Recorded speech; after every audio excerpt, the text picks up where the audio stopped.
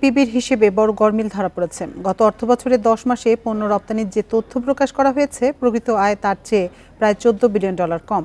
কেন্দ্রীয় ব্যাংক রপ্তানি আয়ের এই তথ্য প্রকাশ করেছে। এখন জন্ম সনদ দিয়ে খোলো বিকাশ স্টুডেন্ট অ্যাকাউন্ট। নিজের বিকাশ নিজে কর। অনেকদিন ধরেই ব্যবসায়ীরা রপ্তানি আয়ের বিষয়ে রপ্তানি উন্নয়ন ব্যুরো ইপিবির হিসাব নিয়ে প্রশ্ন তুলে আসছেন।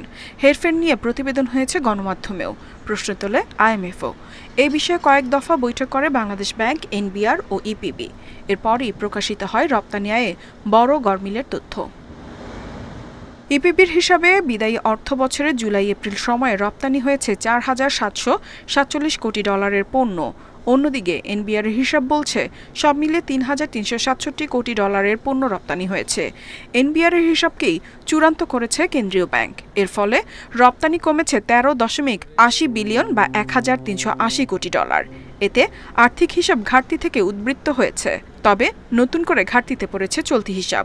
এনবিআর মিলে একটা কমিটি করে এটা কোথায় তথ্যে গরমিল আছে সেই জিনিসটা আগে আইডেন্টিফাই করা এবং কোন প্রসেসে গেলে পরে আমরা অ্যাকচুয়াল যে রপ্তানিটা হচ্ছে সেটা আমরা পাবো।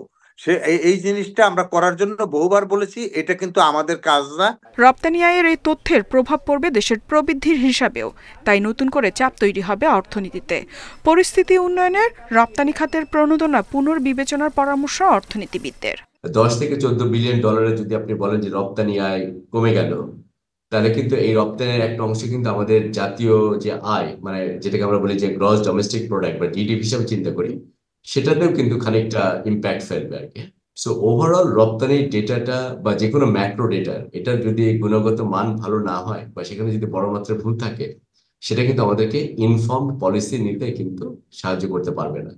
ইপিবি মূলত কাস্টমসের বিল অফ এক্সপোর্টের হিসাব ধরেই রপ্তানি আয়ের হিসাব করে, তবে কোনো কারণে রপ্তানি বাতিল হলেও হিসাব থেকে আর বাদ দেয়া হয় না।